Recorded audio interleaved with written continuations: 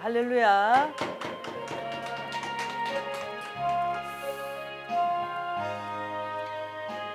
자, 우리가 누가복음 1장에 나타난 인물들에 대해서 우리가 지금 함께 살펴보고 있는데요. 자, 이 누가복음 1장에 나타난 이 인물들이 받은 이러한 은혜를 우리가 동일하게 받을 수는 없지만 이러한 성령님의 은혜와 능력과 축복이 여러분들에게도 있기를 축복합니다. 자, 오늘은 누가복음 1장 32절부터 한번 보겠습니다.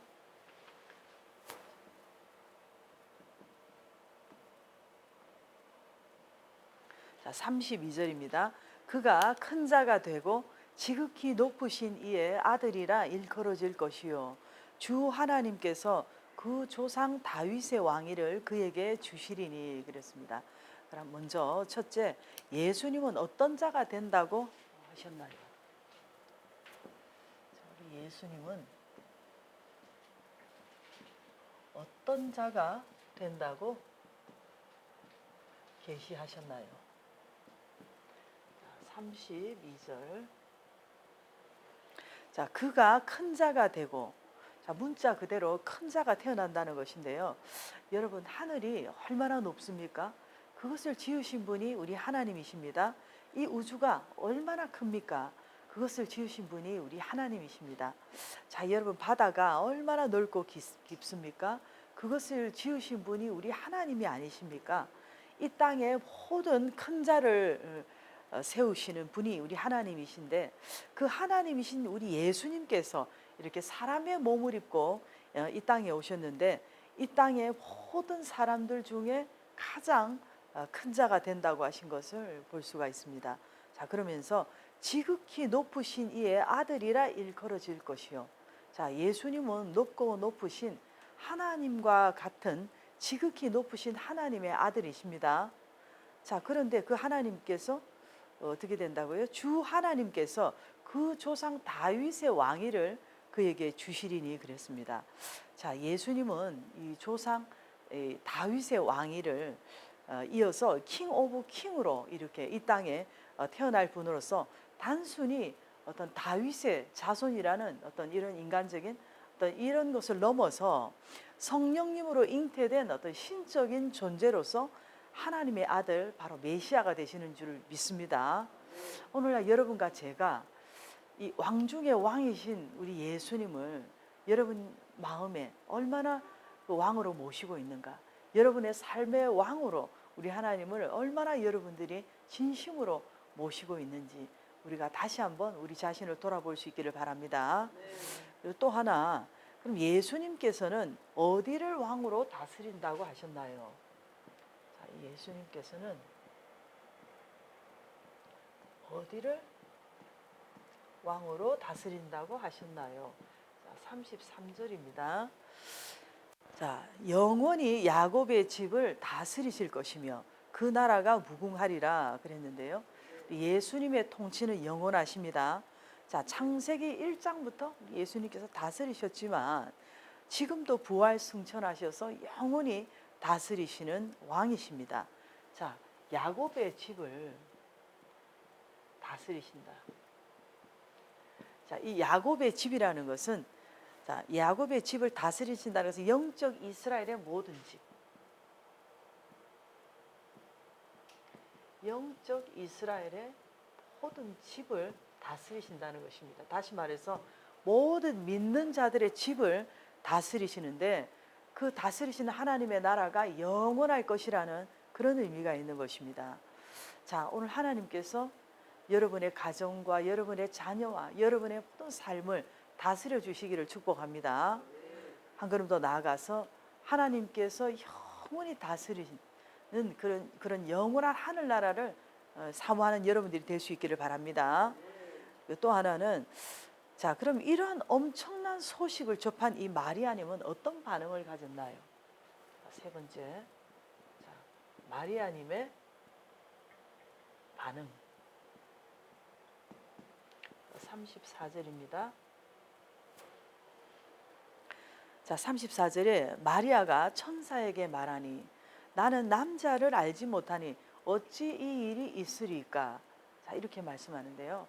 천사도 결국 그 인격적인 존재로서 서로 이렇게 마리아님과 소통할 수 있는 관계라는 것을 볼 수 있습니다. 자, 마리아님이 말씀합니다. 나는 남자를 알지 못하니. 자, 이 말씀을 보면 마리아님이 남자를 전혀 알지 못하는 순결한 처녀, 바로 동정녀라는 사실을 말씀을 통해서 우리가 알 수가 있는 것입니다.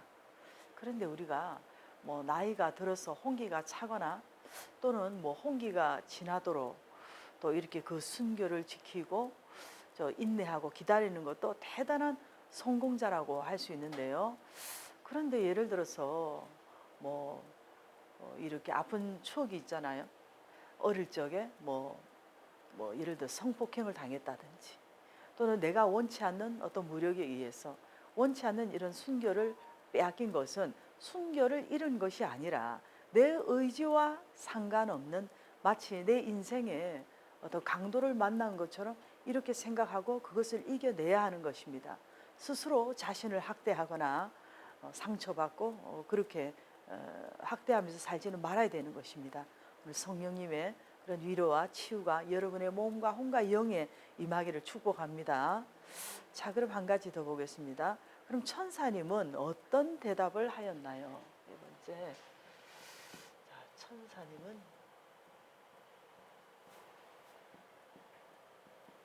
어떤 대답을 하였나요? 자, 35절입니다. 35절에 자, 천사가 대답하여 이르되 첫째 뭐예요? 성령님이 내게 임하시고 성령님이 내게 임하시고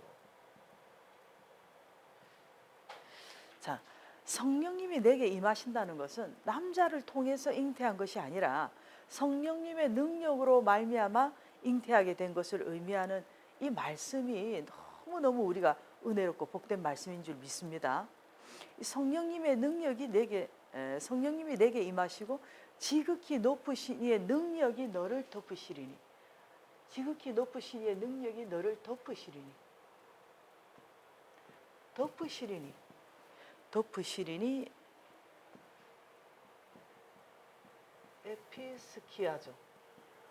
에피스키아죠. 이 말씀의 뜻은 그늘지게 하다 또는 쌓이다. 다시 말해서 초자연적인 영향으로 포위당하다.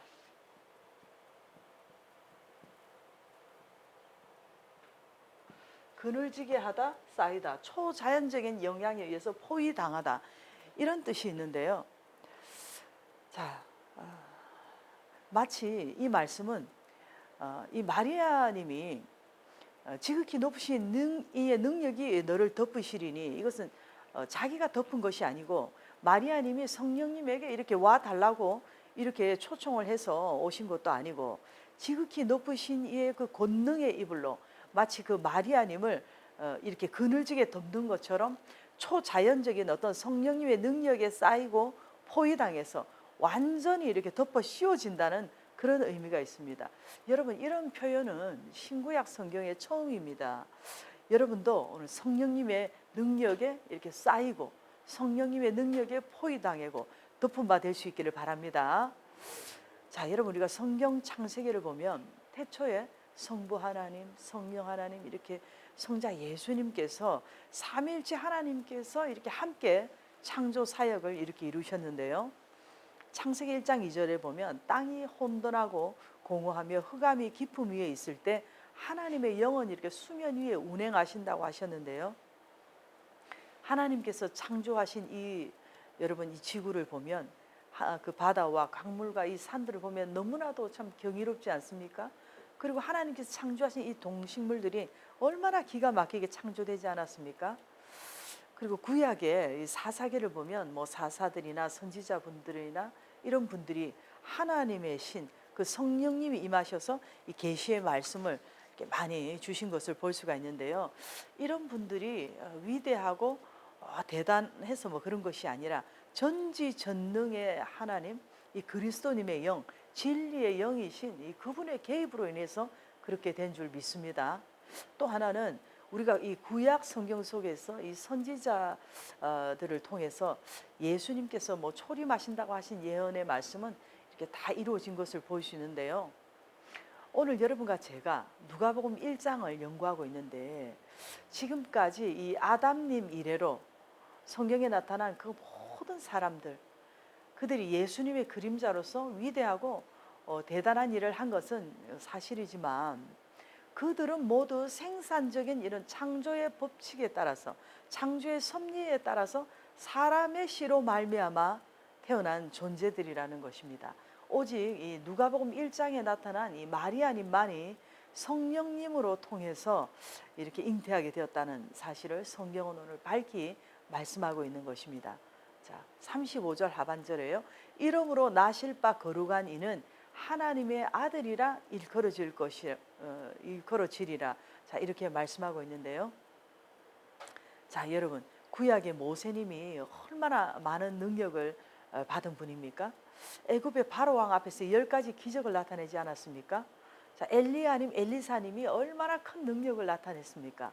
죽은 자도 살리는 그런 역사를 나타내지 않았습니까? 구약의 뭐 사사들 드보라님도 그렇고 신약 시대에 보면 사도 바울님도 3,000층의 세계까지 다녀오지 않았습니까? 그러나 여러분, 이 신구약 성경을 볼 때에 가장 성령님의 큰 권능을 받은 인물, 바로 예수님을 잉태한 이 마리아님이 아니겠습니까? 요셉님도 아니고 마리아님이라는 것입니다. 자, 이것은 하나님의 어떤 대단한 섭리이시지만 하나님의 특별한 은혜고 특별한 권능인 줄 믿습니다. 성령님이 임하셔서 그냥 뭐 은사 주시고, 성령님이 임하셔서 뭐 그냥 불 받고 은혜 받는 뭐 이런 차원을 넘어서 동정녀가 이렇게 동정녀를 통해서 예수님이 탄생하도록 하시는 이러한 지극히 가능한 어떤 능력의 덮음을 받음으로써 임신이 되고 거룩한 하나님의 아들을 낳는데 쓰임받는 이 통로가 된 것은 창세기부터 계시록까지 오직 마리아님만이 받은 이런 유일한 은혜고 유일한 이런 큰 권능을 받은 자인 것을 우리가 볼 수가 있습니다. 자, 여러분과 제가 이 마리아님을 이렇게 보면서 하나님께서 천사를 보내셔서 예수님을 이렇게 탄생하게 하는 이런 어떤 예고를 주셨는데요. 오늘 여러분과 제가 마리아님과 같은 이러한 은혜는 우리가 받을 수 없지만 오늘 여러분에게도 성령님의 임함이 있기를 바랍니다. 성령님이 여러분을 완전히 여러분에게 덮어주시기를 바랍니다. 한 걸음 더 나아가서 우리가 성령님의 권능을 받아서 복음을 전하고 말씀을 전하고, 그래서 하나님의 양들을 세워갈 수 있는 그런 여러분과 제가 될 수 있기를 축복합니다. 자, 그렇게 되게 해달라고 우리 주님 한번 부르시고 기도 한번 하겠습니다. 주님, 은혜와 사랑에 감사를 드립니다. 아버지 하나님, 이렇게 성령님의 권능이 마리아님을 완전히 이렇게 덮어서 성령님께서 완전히 강력한 큰 권능으로 임하여 주셔서